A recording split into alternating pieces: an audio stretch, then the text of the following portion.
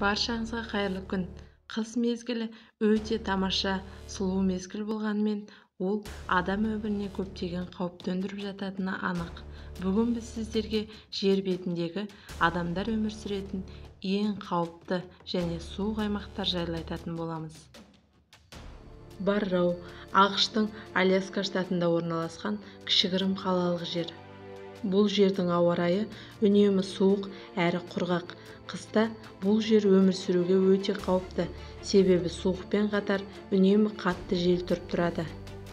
Бір қызығы Барроуда қараша және ақпан айларының арасында адамдар мүлде күннің көзін көрмейді екен. Мұндағы ең суық ауа райы ақпан айында байқалып, ауаның температурасы -49 градус Цельсийді көрсетеді. Барроу тұрғындары үшін жаз айы өте жағымды болмақ, себебі сол кезде ғана ауаның температурасы ең жоғары көтерілгенде +4 градусқа жетеді және олар күннің көзін көріп мәз болсады. Бір қызығы елордамыз Нұр-Сұлтан қаласы әлем елдері ішіндегі ең суық қалалардың қатарына жатады екен.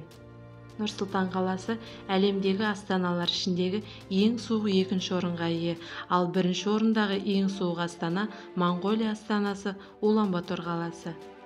Елордамызда қыс мезгілі өте суық және ұзаққа созылады. Ол қараша айы мен сәуір айына дейінгі аралық. Мұнда қыстағы ең суық ауа температурасы -52 градус Цельсийге дейін жетеді. Келесі Ресей Воркута. Бұл аймақ мәңгілік суық мекенге жатады.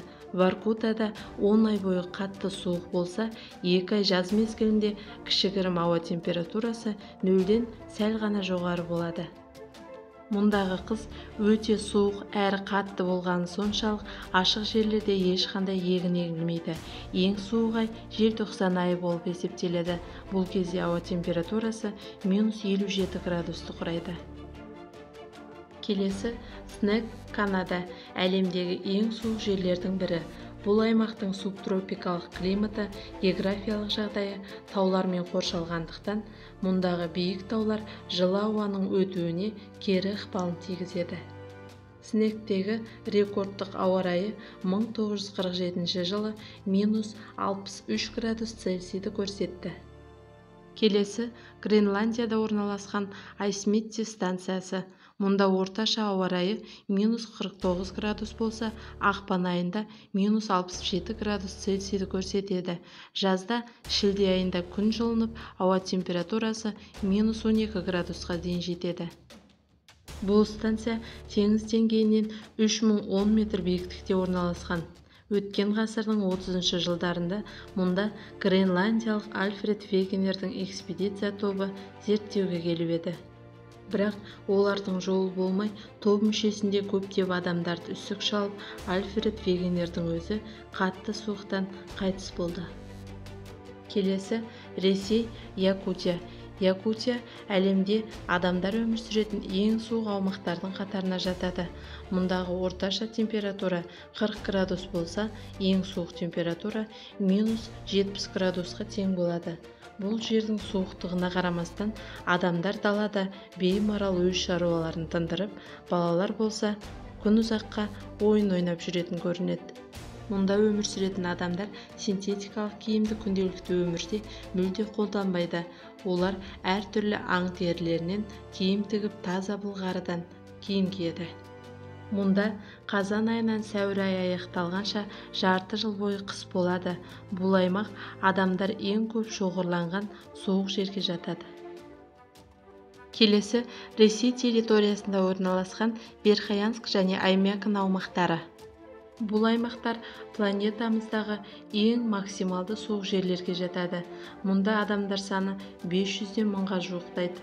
Бұл жерлердің қысы планетамыз бойынша өте суық және ауыр болғанына қарамастан, мұндағы адамдар ешқайда көшіп кетуді жоспарламайды, қайта туған жерлерін жақсы көріп, сүйеді. Бұл аймақтар соңғы жылдары туристердің қызығушылық танытып, өте көп баратын жерлеріне айналып отыр.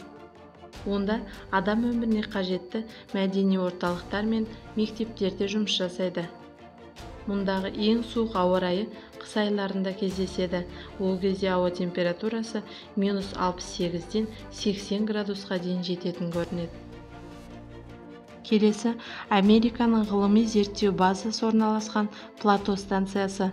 Бұл Антарктидада орналасқан. Мұнда жаз мезгілінде күн өте қысқа және суық, ал қысы өте ұзақ және қараңғы болады. Бұл станцияда ең төменгі температура 1968 жылы шілде айында тіркелді. Ол кездегі ауа райы температурасы -86-да 2 градус Цельсийге тең болды. Ал қазір планетамыздағы адамдар өмір сүретін ең суық аумақ жайлы айтатын боламыз.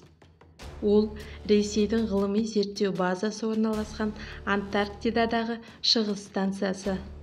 Бір қызығы, бұл жерде жылына есептегенде бұл аумаққа күн көзі Африкамен салыстырғанда көбірек түсетін көрінеді. Сонысына қарамай, бұл аумақ жыл 12 ай бойы қыс мезгілінен тұрады. Айтпақшы, сонымен қатар бұл жер бір қызығы планетамыздағы күннің көзі ең көп түсетін мекен екен. Мұнда рекордтық ауа температурасы 1983 жылы байқалды. Ол кездегі ауа райы температурасы жаз айында -89 градусқа дейін жеткен. Құрметті көрермен, сіздермен бірге Әлем Смарт YouTube арнасы. Каналға тіркелуді ұмытпаңыздар.